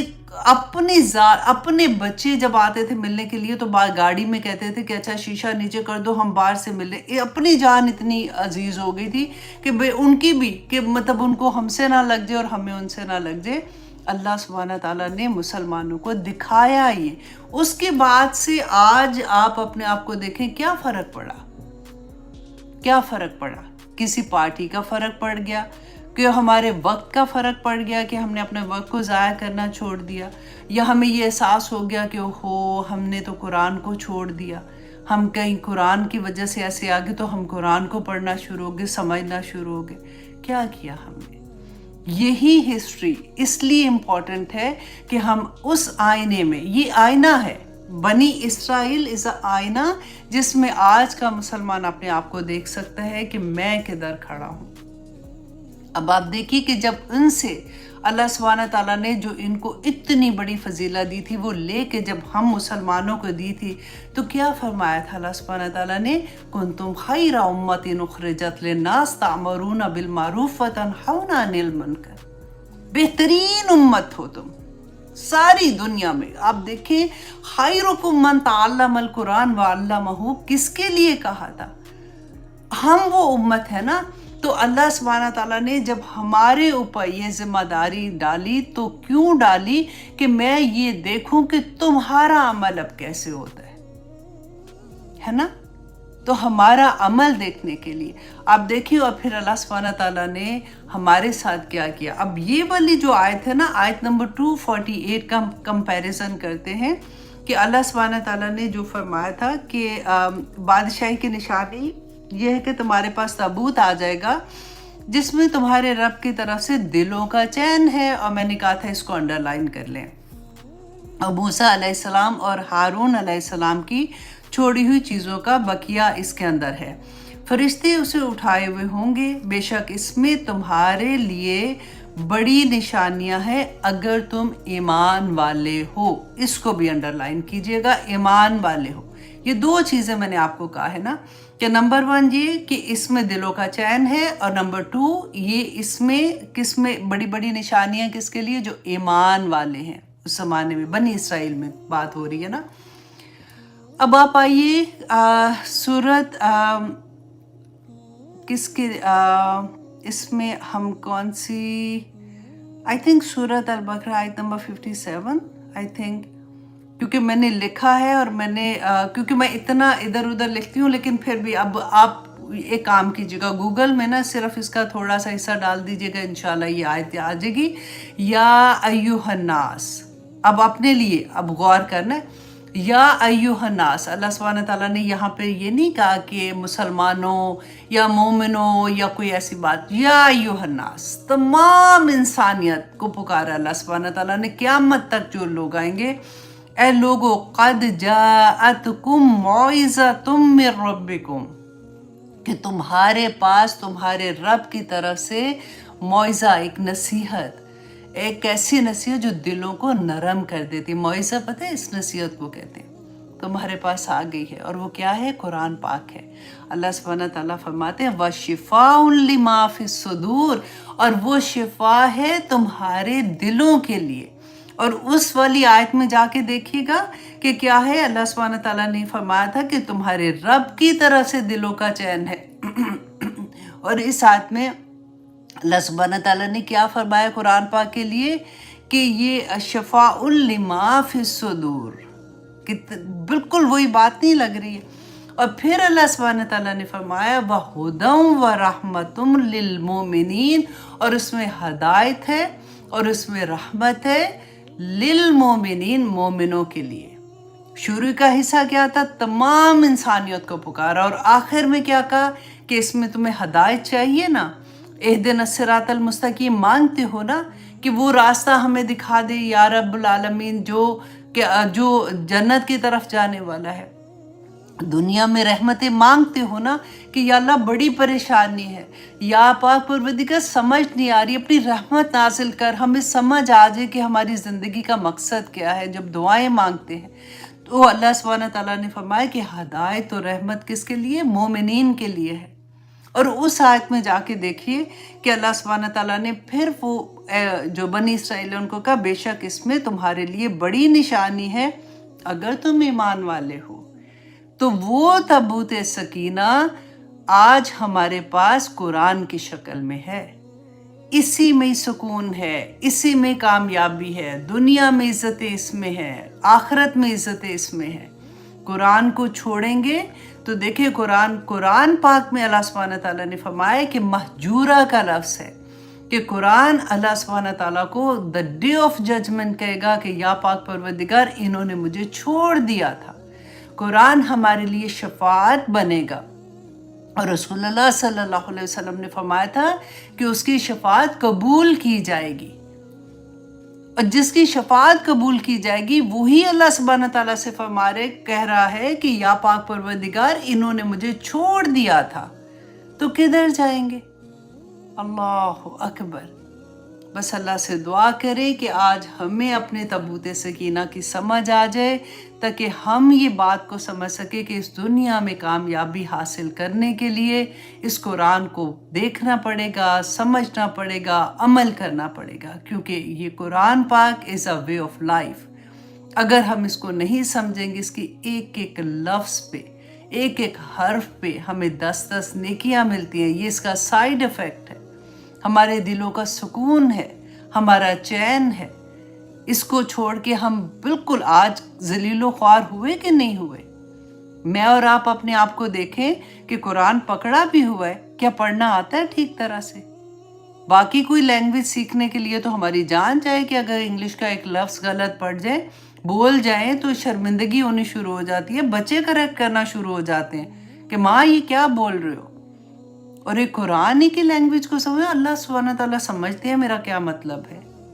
میری کوشش کچھ نہیں ہونی، بس جو پڑھ لیا بس ٹھیک ہے، اللہ کا شکر ہے، اتنا بھی کافی نہیں ہے کہ پڑھ لیتی ہوں۔ اللہ اکبر۔ تو چلیے اب ہم آتے ہیں اپنے سبق کی طرف۔ ہم کر رہے تھے سورہ یونس آیت نمبر 75، اور ہم یہ دیکھیں گے کہ اس میں ہمارے لیے ایک ایک آیا میں آنیسٹلی اتنے سبق ہیں کہ اگر ہم سمجھنے والے ہو جائیں، اگر ہم سیکھنے والے ہو جائیں، تو اللہ سبحانہ تعالیٰ ہماری ایک آیا ہی ہماری زندگی بدلنے کے لیے اور نجات کے لیے کافی ہو جائے گی۔ اعوذ باللہ من الشیطان الرجیم، بسم اللہ الرحمن الرحیم۔ آیت نمبر 75۔ اب ہم دیکھیں گے کہ اس میں اللہ سبحانہ تعالیٰ نے کیا فرمایا کہ ثم بعثنا من بعدہم موسیٰ و ہارون، پھر بھیجا ہم نے من بعدہم ان کے بعد موسیٰ اور ہارون علیہ السلام کو۔ اب یہاں پہ بعدہم کو دیکھیے کہ بعدہم کس کے بعد، کہ ہم نے پہلے بھی یہ آیا پڑھی تھی آیت نمبر 74 میں ثم بعثنا من بعدہ رسلا، تو اس میں کیا ہم نے دیکھا تھا کہ اس کے بعد جو جیسے اور نبی آئے تھے، جیسے حضرت ہود علیہ السلام، حضرت صالح علیہ السلام، حضرت ابراہیم علیہ السلام، حضرت لوط علیہ السلام، حضرت شعیب علیہ السلام، جو پورے آتے جا رہے تھے، تو اللہ سبحانہ تعالیٰ نے فرمایا کہ ان کے جتنے بھی نبی آ رہے تھے اللہ سبحانہ تعالیٰ کی طرف سے ان کے لیے ہدایت لے کے آ رہے تھے، تو لیکن جن لوگوں نے نہیں مانا ان پہ اللہ کا عذاب آیا تھا، اور جنہوں نے مانا اللہ سبحانہ تعالیٰ نے ان کو کامیابیاں عطا کر دی۔ اب پھر کیا ہوا تھا کہ موسیٰ اور ہارون کو کہاں پہ بھیجا؟ بنی اسرائیل پہ بھیجا تھا، ٹھیک ہے، ان کے اوپر ان کے نبی آ رہے ہیں، دونوں نبی الا فرعون، یہ کس کی طرف آئے ہیں؟ ابھی فرعون کی طرف، اور یہ نبی کس کی طرف آئیں گے؟ بنی اسرائیل کی طرف۔ اور اللہ سبحانہ تعالیٰ نے پیغام دے کے کس کو بھیجا تھا؟ فرعون کو، وملئہ، اور اس کے سرداروں کو، بآیاتنا، اپنی آیات کے ساتھ، اپنے معجزات کے ساتھ، فاستکبروا، تو انہوں نے تکبر کیا۔ تکبر کیا تھا؟ نہیں مانے۔ وہ تو کہتا تھا نا ربکم الاعلی، کہ میں تمہارا رب ہوں، تو اس نے ماننے سے انکار کر دیا، تو اللہ سبحانہ تعالیٰ فرماتے ہیں وَكَانُوا قَوْمًا مُجْرِمِينَ، تو وہ جو قوم تھی نا وہ مجرم تھی۔ جرم کیا تھا ان کا؟ فَاسْتَكْبَرُوا بِآيَاتِنَا، کہ انہوں نے ہماری آیات سے تکبر کیا تھا۔ آج آپ دیکھیے کہ وہ تو ایک معجزہ دے کے بھیجا تھا نا، آج ہمارے پاس آیات نہیں ہے اللہ سبحانہ تعالیٰ کی، ہے نا، یہ قرآن کی ایک ایک آیا ہمارے پاس ہے اللہ سبحانہ تعالیٰ کی طرف سے، تو ایک ایک آیا پہ ہمارا عمل کدھر ہے؟ ہم کیا قرآن کے مطابق عمل کرتے ہیں؟ ہمارا اس میں کمپیریزن جو ہم دیکھ رہے ہیں نا، آپ یہ دیکھیے کہ تکبر کیسے ہوتا ہے، کہ ہمیں پتہ ہے کہ اللہ سبحانہ تعالیٰ نے یہ فرمایا، اللہ سبحانہ تعالیٰ نے یہ فرمایا، لیکن اس کے باوجود عمل کرنے میں ہم پیچھے جب ہٹ جاتے ہیں، تو ہمارے اندر کیا چیز ہوتی ہے کہ یہ تو بڑا، میرے سے یہ نہیں ہوگا، یہ تو میں ایک کہاں اللہ کا حکم اور ایک کیا بندے کی خواہش، تو فَاسْتَكْبَرُوا بِآيَاتِنَا، اللہ سبحانہ تعالیٰ فرماتے ہیں کہ وہ قوم ہی مجرم تھی، وہ لوگ ہی مجرم تھے۔ تو آج ہم اپنے آپ کو اسی اینگل سے دیکھیں گے، اور آپ دیکھیے کہ اس میں تکبر کے بارے میں پڑھ رہی تھی، جو میں آپ کے ساتھ تھوڑا سا شیئر بھی کر دیتی ہوں کہ تکبر آخر کیا ہے آج کے دور میں۔ ہم تو فرعون نہیں ہیں، ہمارے پاس تو یہ بات نہیں، تو اللہ سبحانہ تعالیٰ اگر فرعون کو کہہ رہے ہیں تو وجہ کیا ہے کہنے کی کہ تکبر کیا تھا؟ تو تکبر کس اینگل سے ہم دیکھ سکتے ہیں کہ کہیں میری ذات میں تو وہ نہیں ہے۔ رسول اللہ صلی اللہ علیہ وسلم نے فرمایا، آیت نمبر صحیح بخاری 4918، رسول اللہ صلی اللہ علیہ وسلم نے فرمایا کہ کیا میں تمہیں دوزخ والوں کے بارے میں نہ بتاؤں کہ ہر وہ بندہ جو برے اخلاق والا ہے، اللہ اکبر، برے اخلاق والا، بعض لوگوں کا اخلاق کتنا برا ہوتا ہے آنیسٹلی، حالانکہ مسلمان ہیں، لیکن ایسا ہوتا ہے کہ اس کے تو منہ ہی نہ لگو، اکثر یہ بات آپ کے منہ سے نکلتی ہے نا، نہیں اس کے تو منہ ہی نہ لگو، یہ تو بےزتی کر دے گا، اس کو تو یہ بھی نہیں پتا کہ کہاں پہ کیسی بات کرنی ہے۔ بعض لوگ اتنے اریٹیٹنگ ہوتے ہیں اور اتنے فورس کے ساتھ سامنے آتے ہیں کہ بندہ اپنے آپ کو اپنی، وہ کہتے ہیں نا جس کو کہ اپنی عزت ہی بچاتا رہ جاتا ہے، وہی بات رسول اللہ نے فرمایا، برے اخلاق والا اور تکبر کرنے والا، اللہ اکبر، کہ وہ لوگ ہیں جو دوزخ والے ہیں۔ اب پھر بخاری کی حدیث 5783، رسول اللہ، غور سے سنیے گا، رسول اللہ صلی اللہ علیہ وسلم نے فرمایا کہ اللہ سبحانہ تعالیٰ قیامت کے دن اس شخص پر نظر رحمت بھی نہیں ڈالے گا، اللہ سبحانہ تعالیٰ اس شخص پر نظر رحمت بھی نہیں ڈالے گا جس نے تکبر اور غرور کا لباس پہنا، جس نے تکبر اور غرور کا لباس پہنا۔ اب اس کو تھوڑا سا اگلی حدیث سے تھوڑا سا اور سمجھ آئے گی. یہ مسلم کی حدیث ہے 2085. اللہ اکبر. رسول اللہ صلی اللہ علیہ وسلم نے فرمایا کہ جو شخص تکبر سے کپڑا گھسیٹ کر چلتا ہے قیامت کے دن اللہ اس کی طرف نظر تک نہیں فرمائیں گے. کپڑا گھسیٹ کے چلتا ہے. آپ آج دیکھیے کہ اکثر کیا برائڈل کے ڈریسز میں آپ یہ ذرا دیکھیے اتنا لمبا برائڈل کا ڈریس پیچھے سے چلتا آتا ہے. اور یہ کیوں کرتے ہیں کہ ایسے کپڑے ہونے چاہیے کہ کسی اور کے ایسے نہ ہو. اس شان سے میں جاؤں کیونکہ میری شادی ہے, میں دلہن ہوں, کہ لوگ دیکھتے ہی رہ جائیں. وہ تو دلہن ہے نا, اس کو چھوڑیں. پھر ہم اپنے کپڑوں پہ آتے ہیں. میں تو آخر دولہے کی ماں ہوں, دلہن کی ماں ہوں, میرے کپڑے ایسے ہونے چاہیے, میں ایسے. ہر ایک مطلب ہر ایک تو نہیں کرتا, میں صرف آپ کو وہ ورڈس بتا رہی ہوں. اللہ نہ کرے یہ کوئی تانا نہیں ہے کہ اگر کہیں ہمارے اندر ہے تو یہ بہت بڑی بات ہے نا کہ اللہ سبحانہ تعالیٰ رحمت کی نظر بھی نہیں ڈالیں گے. اور یہ پتہ ہے کیا, آنیسٹلی پتہ بھی نہیں چلتا کہ دل کے اندر کہیں شیطان یہ کمبخت یہ ڈال دیتا ہے کہ میں ایسی لوگوں میں ایسے لوگوں. بہت سے آدمی اور عورت دونوں کے لیے ہے. حضرت ابوبکر صدیق نے رسول اللہ کو کہا تھا جب یہ والی حدیث کے بعد کہ کئی دفعہ ایسا ہوتا ہے کہ میری تہمت جو باندھتے ہیں نا تو اس کا کونا جو ہے وہ زمین پہ لٹک جاتا ہے. تو رسول اللہ صلی اللہ علیہ وسلم نے فرمایا ہے کہ اے صدیق تو ان میں نہیں ہے, کیونکہ دل میں تکبر نہیں ہے. مطلب تم اس لیے نہیں کر رہے ہو کہ میں بتاؤں کہ میری شان کیا ہے یا میرے جیسا کوئی اور نہ لگے. یہ بڑی بات ہے سوچنے کی. اور پتہ ایک اور میں پہلے حدیث آپ کے ساتھ شیئر کر دوں کہ یہ مسلم کی حدیث ہے 91 انٹرنیشنل نمبر ہے اس کا, کہ رسول اللہ صلی اللہ علیہ وسلم نے فرمایا کہ جس کے دل میں رائی کے دانے کے برابر بھی تکبر ہوگا وہ جنت میں داخل ہی نہیں ہو سکتا. تو پھر اسی لیے اس چیز کو تو نکالنے کی ضرورت ہے نا کہ ہمیں یہ سمجھ آئے کہ اللہ اکبر, نہیں تکبر نہیں کرنا. تو آپ ایک پھر ٹیسٹ کرتے ہیں جب بھی کبھی ایسی چیز ہوتی ہے نا, آپ ہمیشہ اپنے آپ کو اس ٹیسٹ میں لے کے آیا کریں. آپ دیکھیں کہ اللہ اکبر کہیں ایسا تو نہیں میں ایسے کر رہی ہوں. تو یہ کیونکہ اکثر ہمیں یہ لگتا ہے نا وے آف لائف بن جاتی ہیں چیزیں, اور ہمیں لگتا ہے نہیں ہم تو ایسا نہیں کر رہے ہیں, ہے نا. تو پھر ہم ایک ٹیسٹ سے اپنے آپ کو گزاریں. نمبر یہ کہ اگر آپ کو کسی نے یہ کہا کہ بیٹا, اچھا آپ دیکھیے وہاں پہ جو تھا نا کہ لباس لٹکنے کا, یہ وہ آدمی جو ہے نا ان کے لیے کیا حکم ہے کہ ان کے گھٹنے اوپر ٹخنے, ان کے ٹخنے جو ہے وہ نظر آنے چاہیے. مطلب ٹخنوں سے نیچے ان کا جو بھی اگر تہمت باندھی ہے یا انہوں نے ڈریس پہنا ہے یا جو بھی ان کا ہے تو وہ نظر آنے چاہیے, ہے نا. عورت کے لیے اس کو کور کرنا ہے, عورت کا سطر ہے وہ, ٹھیک ہے. اگر وہ اس کا کور نہیں ہوتا تو اس کو گناہ ہے, اور آدمی کا اگر کور ہوتا ہے تو گناہ ہے. یہ بات تو آپ سب کو پتہ ہے نا, اٹس ویری کامن.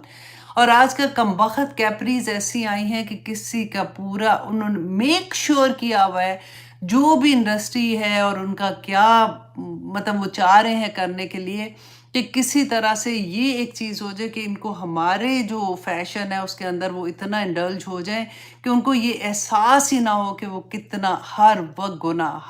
گناہ پورے وقت گناہ کی حالت میں ہے. تو آپ دیکھیے کہ اگر فار ایگزامپل بچی ہے, عورت بھی ہے, بچی تو چھوڑے اب تو آنٹیوں کی بات, چلے ہم اپنی بات کرتے ہیں کہ ہم کسی پارٹی میں گئے ہیں اور ہم نے جو کپڑے پہنے, لمبی قمیض بھی پہنی ہوئی ہے, فل سلیوز بھی پہنے ہوئے ہیں, نیچے جو پینٹ پہنی ہے وہ ہم نے کیپری پہنی ہوئی ہے. پینٹس آج کل پاکستان میں تو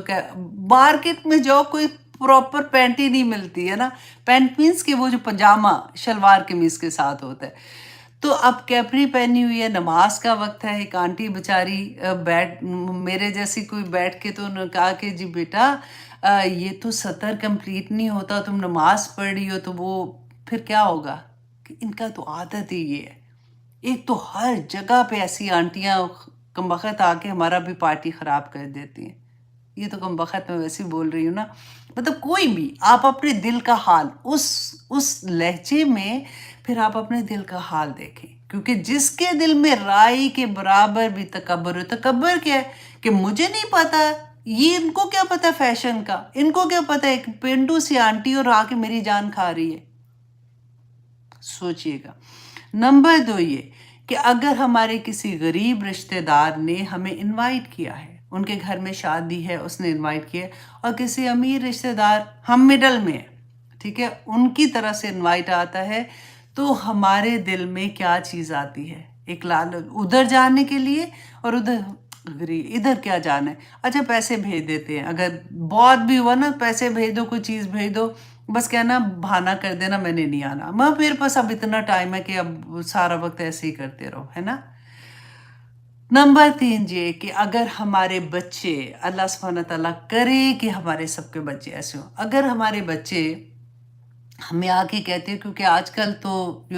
मीडिया है और वो जान भी लेते हैं, और ऐसे बच्चे जो बहुत माशाल्लाह माशाल्लाह जानना चाहते हैं, वो आके हमें कहते हैं कि माम जो आप कर रहे हो ना, this is not right. For example, सदका देने में हमें पुराने ज़माने की आदत है ना, हमारी माएँ 7 दफ़ा करके तो फिर सदका देती थी। अब आप कर रहे हो, आपका बच्चा कहता है माम this is not right, don't do this, ये तो मतलब ये गलत है, इस्लाम में ऐसा नहीं है, कोई भी ऐसी चीज़, और आप सोचिए मुझे बताएगा ये, तो फिर क्या होता है कि बदतमीज़ हो गया बच्चा, मुझे बता रहा है। तो कोई भी, ये तो मैंने ऐसे रेगुलर एग्जाम्पल जो मेरे और आपकी ज़िंदगियों में चल रही होती हैं वो मैंने बताई हैं। आप किसी भी एग्जाम्पल पे अपने आप को, ये टेस्ट अल्लाह सुब्हानहू तआला देते हैं ना, एक सांचे के अंदर डालते जाए और अपने आप को टेस्ट करते जाए कि इस सिचुएशन डालें उसके अंदर, और देखें, क्योंकि हमने अपने अंदर से ये तकब्बर निकालना है, अगर राई के दाने के बराबर भी है तो भी निकालना है, क्योंकि वो जन्नत में दाखिल ही नहीं हो सकता, ये इतनी बड़ी बात है। तो अल्लाह अकबर। तो आइए जनाब हम वापस आते हैं कि हारून और मूसा को मूसा अलैहिस्सलाम को अल्लाह सुब्हानहू तआला ने फ़िरौन की तरफ और उसके सरदारों की तरफ भेजा था, क्योंकि आयात लेके जो अल्लाह सुब्हानहू तआला ने उनको मुअज्ज़ात दिए थे उसके साथ, तो उन्होंने उसको नहीं माना, उनको तकब्बर किया। फलम्मा जाअहुम, तो जब आया उनके पास अल हक़्क़ु, हक, मिन इंदिना, हमारी तरफ से, क़ालू, तो उन्होंने कहा, इन्ना हाज़ा लिसहरुन मुबीन, कि ये तो खुला जादू है। अब क्यों कहा उन्होंने ये खुला जादू है? क्योंकि वो ये चाहते थे, उस ज़माने में जादू का बड़ा रवाज था। जादू क्या होता है कि दिखाया, एक करतब दिखाना, जैसे कहते हैं, दिखाया जी, अब कबूतर निकल के बाहर आ गया है, तो अब देखो, या तो कुछ भी नहीं था तो ये जिंदा हो गया, तो ये चला गया, तो करतब दिखा रहा। तो उन्होंने कहा कि ये जो, क्योंकि उनके पास 2 अल्लाह सुब्हानहू तआला ने मौज़ा दिए थे ना,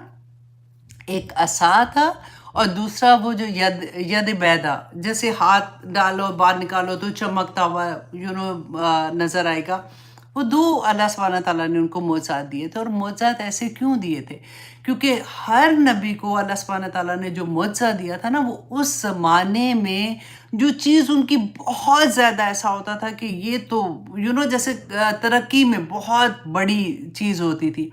जैसे हज़रत ईसा अलैहिस्सलाम के ज़माने में तिब का ज़माना था, लोग बहुत, उन्होंने तरक्की कर ली थी, तो अल्लाह सुब्हानहू तआला ने उसी को काउंटर करने के लिए मौज़ात दिए थे। रसूलुल्लाह सल्लल्लाहु अलैहि वसल्लम के ज़माने में जो मुशरिकीन मक्का थे ना, मक्का के लोग, वो दूसरों को समझते थे जाहिल हैं ये, क्योंकि वो फसाहत और बलागत में कमाल का उनको उसके अंदर था, कमाल था उनका, कि उसके मुताबिक फिर अल्लाह सुब्हानहू तआला ने कुरान का मौज़ा दिया कि एक आयत भी लेके, पहले सूरा की बात होते होते अल्लाह सुब्हानहू तआला ने कहा कि आयत ही ले आओ इसके मुकाबले में। इसी तरह से मूसा अलैहिस्सलाम के ज़माने में जादू का वहाँ पे रवाज था, तो अल्लाह सुब्हानहू तआला ने उसी को काउंटर करने के लिए कि जब वो जादू लेके आएंगे, मुकाबला होएगा, तो उसको कैसे ख़त्म करना है और लोगों के सामने दिखाना है। दैट वाज द रीज़न कि जब वो जादूगर आए थे, दे were the top of the जादूगर थे, تو وہ جب اپنا موزہ لے کے آئے تھے جو سانپ بن گئے تھے، جب انہوں نے رسیاں پھینکی تھی تو جو حضرت موسیٰ علیہ السلام نے جب عصا اپنا پھینکا تھا تو وہ اژدہا بن گیا تھا اور کھا لیا تھا انہوں نے سارے سانپوں کو. تو جادوگروں کو فوراً سمجھ آ گئی تھی کہ اوہو یہ جادو نہیں ہے، کیونکہ ان کے پاس پیک آف دا پیک جادو تھا نا. تو اب یہاں پہ دیکھیے تو انہوں نے کیا کہا، فلما جاءہم، جب آیا ان کے پاس حق تو انہوں نے کہا کہ یہ جادو ہے، تاکہ لوگوں کو نہ لگے کہ یہ کوئی ایسی بات نہیں، اس کی اہمیت ختم کرنے کے لیے. قال، کہا موسیٰ نے، اتقولون للحق، کہ کیا تم کہتے ہو حق کو، لما جاءکم، جب وہ آیا تمہارے پاس، السحر ھذا، کہ کیا یہ جادو ہے،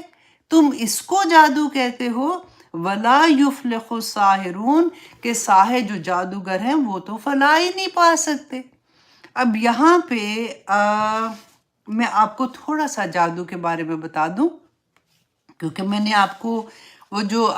نوٹیفیکیشن بھیجا تھا اس میں میں نے آپ کو جادو کے بارے میں تھوڑا سا کہا تھا کہ میں اس کے بارے میں بات کروں گی، کیونکہ بہت سے لوگوں کو بہت سی غلط فہمیاں ہوتی ہیں جادو کے بارے میں، کہ ہر ایک کو تو یہ لگتا ہے نا اللہ نہ کرے کہ مجھ پہ جادو ہو گیا یا کچھ بھی. تو اب جادوگر کیا کرتے ہیں کہ یہ شیطان اور جنات سے ہیلپ لیتے ہیں، نمبر 1، ٹھیک ہے. اور پھر وہ قرآن میں اللہ سبحانہ تعالیٰ نے فرمایا وہ ایسی چیز مطلب جادو سیکھتے ہیں جو انہیں نقصان ہی پہنچاتی ہے اور انہیں کوئی فائدہ نہیں پہنچاتی ہے. قرآن میں جب اللہ نے فرما دیا تو پھر بات ہی ختم ہو گئی. اب نمبر 2 یہ کہ اللہ سبحانہ تعالیٰ نے فرمایا ان سے جادو سیکھتے ہیں جس کے ذریعے وہ میاں بیوی کے مابین تفریق، علیحدگی پیدا کر دیتے ہیں. یہ آیا جو تھی یہ ہاروت ماروت جو آئے تھے نا 2 فرشتے لوط علیہ السلام کے زمانے میں، یہ اس کے بارے میں تھی. کیونکہ اللہ سبحانہ تعالیٰ نے، اب ہمارے ذہن میں یہ آتا ہے کہ فرشتے جادو سکھا رہے ہیں، تو اللہ سبحانہ تعالیٰ نے کیوں جادو سکھایا، جو کہ کر ہی رہے ہیں کہ وہ میاں بیوی کے اندر تفریق ڈال رہے ہیں. یہ اس قوم کی آزمائش تھی. اور یہ فرشتے جو ہیں وہ اللہ سبحانہ تعالیٰ نے بتایا کہ جب لوگ ان کے پاس سیکھنے آتے تھے تو یہ کہتے تھے کہ ہم سے نہ سیکھو، ہم تمہارے لیے آزمائش ہیں، رائٹ. تو سیکھتے کیوں تھے؟ اب دیکھیں یہ کتنی بڑی بات ہے کہ میاں بیوی کے اندر تفریق کرنے کی وجہ سے، اور کیوں تفریق ہو جائے، تاکہ وہ گھر ٹوٹے گا تو پھر کیا ہوگا کہ اس کے جو بچے ہیں نا اس گھر کے وہ بکھر جائیں گے، آنے والی پوری نسل تباہ ہو جائے گی. کیونکہ جس گھر میں جیسے طلاق ہو جاتی ہے، بچے ہوتے ہیں یا ہسبینڈ فوت ہو جاتے ہیں، تو بچے دیکھیں جب گھر ٹوٹتا ہے نا تو جو بچے ہیں نا وہ بیچارے بہت تکلیف میں آ جاتے ہیں. لیکن یہاں پہ جو اللہ سبحانہ تعالیٰ بتا رہے ہیں کہ وہ جادو سے کیا کر رہے تھے. اچھا اب آگے انشاءاللہ آپ کو بہت اچھے سے سمجھ آئے گی. اب تو ہمارا کویسچن یہ ہونا چاہیے کہ کیا جادو اثر کرتا ہے؟ تو اب یہ دیکھیے قرآن میں اللہ سبحانہ تعالیٰ نے فرمایا کہ وہ کسی کو اس جادو سے نقصان نہیں دے سکتے سوائے اللہ کے حکم کے. تو اب ہم کیا سوچیں کہ کیا اللہ سبحانہ تعالیٰ حکم دیتے ہیں کہ جادو کا اثر ہو جائے یا یہ بیمار ہو جائے یا پاگل ہو جائے؟ تو ایسا نہیں ہے. اللہ سبحانہ تعالیٰ نے، رسول اللہ صلی اللہ علیہ وسلم نے فرمایا، ترمذی کی حدیث ہے، یہ بات جان لو کہ اگر ساری امت بھی تمہیں، اللہ سبحانہ تعالیٰ فرماتے ہیں کہ اگر ساری امت بھی تمہیں نقصان پہنچانے کے لیے اکٹھی ہو جائے تو وہ تمہیں نقصان نہیں پہنچا سکتی سوائے اس کے جو اللہ نے تمہارے مقدر میں لکھ دیا ہے. مقدر میں لکھ دیا ہے نا. تو مقدر میں اگر لکھا ہوا ہے تو آپ نے کتنی دفعہ میں نے آپ کو یہ پڑھایا نا کہ تقدیر جو ہے، ہماری دعا جو ہے نا وہ تقدیر سے لڑ پڑتی ہے. تو دعا کا ہتھیار تو اللہ نے دے دیا. اب دوسرا یہ کہ اللہ سبحانہ تعالیٰ نے فرما دیا نا کہ امت، پوری امت بھی جمع ہو جائے، سارے لوگ، سارے جادوگر، سارے کچھ اس میں آ جاتا ہے نا.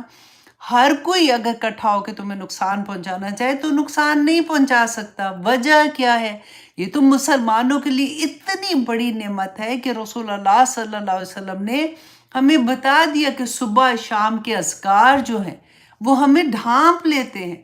اب دیکھیے وہ آپ کو یاد ہے نا، میں نے آپ کو ابو ہریرہ کا قصہ سنایا تھا کہ رسول اللہ نے ان کو جو مال غنیمت تھا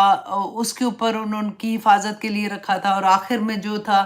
کہ وہ جن آتا تھا تو اس نے کہا کہ اچھا تم مجھے چھوڑ دو، میں تمہیں ایک بات بتاتا ہوں کہ اگر تم آیت الکرسی پڑھو گے تو وہ پھر جنات تمہارا کوئی نقصان نہیں کر سکتے۔ تو جب بتایا رسول اللہ کو جا کے صلی اللہ علیہ وسلم کو، تو انہوں نے کہا کہ کمبخت جھوٹا تھا لیکن بات سچی کہہ گیا۔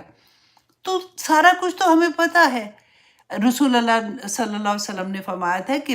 رات کو اور دن کو کیا کرنا، آیت الکرسی پڑھنی ہے، پھر معوذتین پڑھنی ہے، قل اعوذ برب الناس، قل اعوذ برب الفلق 3 دفعہ پڑھنی ہے، ہاتھ پہ اپنے چھو ایسے پھونک مارنی ہے، اور پھر جہاں جہاں آپ کا ہاتھ جاتا ہے اپنے اپنے کر دینا ہے، پھیر دینا ہے۔ حضرت عائشہ رضی اللہ عنہ کا یاد ہے نا کہ آخری وقت میں جب رسول اللہ صلی اللہ علیہ وسلم بیمار تھے، بہت زیادہ وہ نہیں کر سک رہے تھے، تو وہ کرتی تھی اور پھر ان سے کہتی تھی کہ آپ مار دیں، اور پھر وہ اپنی ہاتھ جو ہے وہ سارے پھیر دیتی تھی۔ اب میں اپنے یوزلی جب ہم ایسی باتیں پڑھتے ہیں تو ذرا تھوڑے سے ایسے ہوتے ہیں نا جو ماڈرن قسم کے اسلام کی طرف آتے ہیں، تو مشکل کیا ہوتی ہے، اگر آپ ان کو بتاتے ہیں نا تو دے آر ویری انٹو کہ یہ غلط کام ہے، یہ نہیں کرنا، بدعت نہیں، یہ غلط ہے، وہ ایسے والی چیزیں ہوتی ہیں، الحمدللہ وچ از گڈ آلسو۔ اچھا میں نے اپنے ہسبینڈ کو بتایا، جب کیونکہ وہ صبح شام یہ پڑھتے تھے، تو آئی سیڈ کہ آپ پڑھتے ہو نا تو آپ اپنے ہاتھ پہ 3 دفعہ ایسے کر کے تو پھیر لیا کرو۔ ان کا کیوں پھونک کیوں مارنی ہے، کوئی اسلام میں اس کے نہیں ہے، میں پڑھ لیتا ہوں کافی۔ آئی سیڈ نہیں سننا ہے۔ دیکھیں میں پھر ان کو حدیث پوری جا کے دکھائی، پھر جا کے انہوں نے کہیں یقین کیا، وچ از ویری گڈ الحمدللہ، کہ ایسا نہیں کہ جو بھی کہہ دو یقین کر لیں۔ اسی لیے میں آپ کو نمبر بھی بتاتی ہوں، میں آپ کو سارا بتا رہی ہوتی ہوں۔ آپ انٹرنیٹ پہ بھی اگر جاتے ہیں، آپ ایک لفظ بھی وہ لکھ لیتے ہیں تھوڑا سا شروع کا، تو آپ کی پوری حدیث نکل آتی ہے۔ اور قرآن 360 آئی تھنک اس کا ایپ جو ہے، امیزنگ ایپ ہے، اس میں بھی آپ کو بہت سی ہیلپ مل جاتی ہے، اسپیشلی جو اسٹوڈنٹ آف نالج ہیں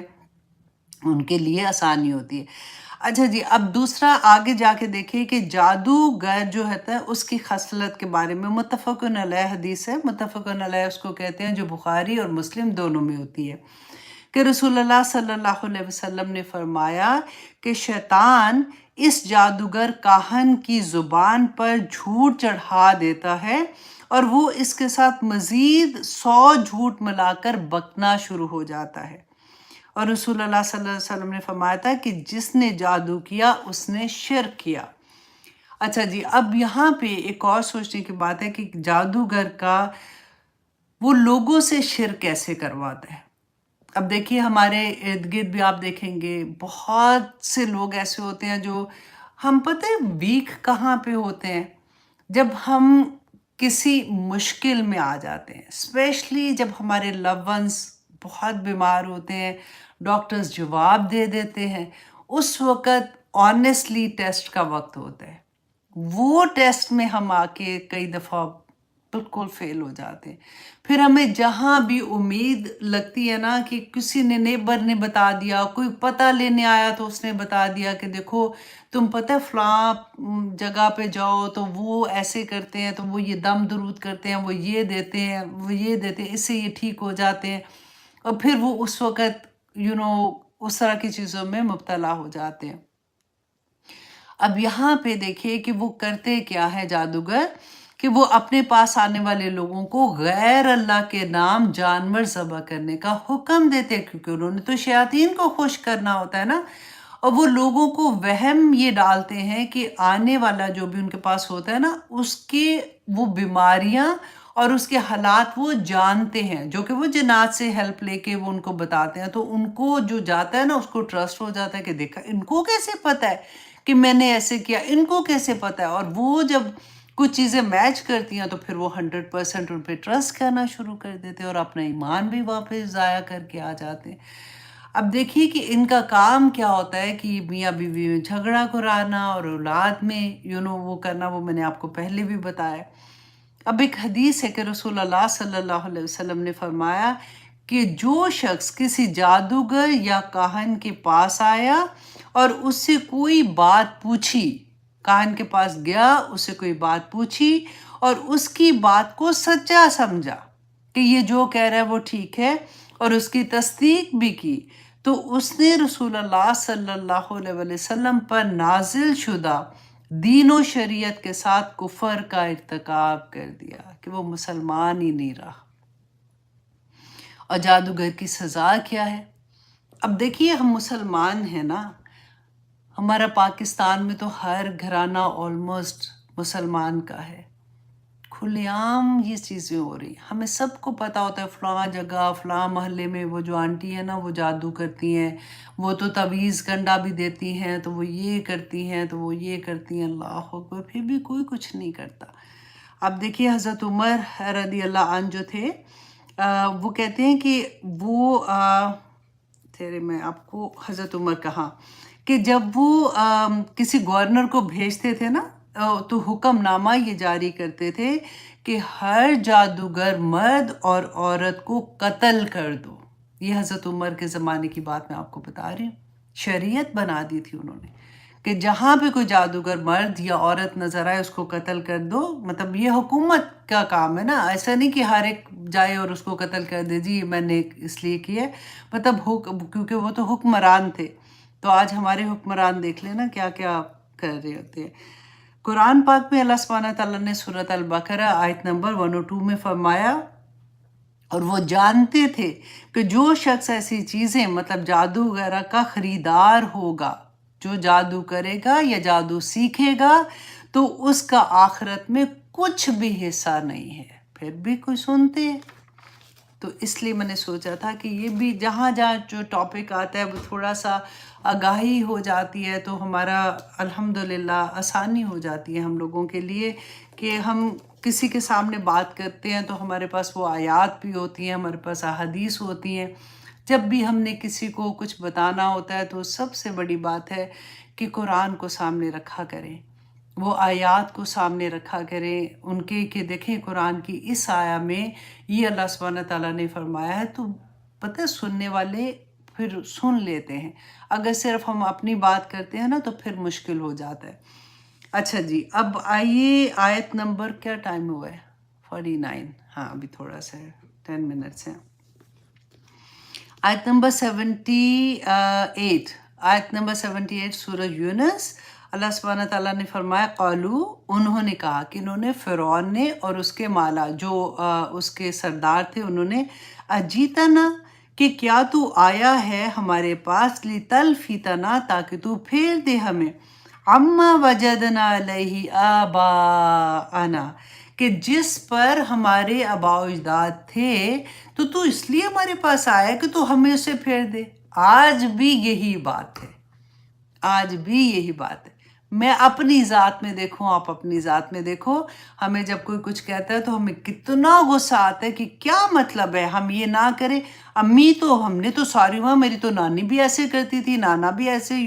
ہمارے گھر میں دادا دادی بھی ایسے ہی کرتے، پھوپھیاں بھی کرتی ہیں، خالائیں بھی کرتی ہیں، تو تمہیں کیا نیا دین ہے؟ وہ تو اتنے نیک تھے ماشاءاللہ، تہجد گزار بھی تھے، تو اگر ان کو نہیں پتا تھا تو تمہیں یہ نیا دین سکھانے آگے چلو جی، ایسے کہہ کے ہم بالکل ایسے کر دیتے ہیں۔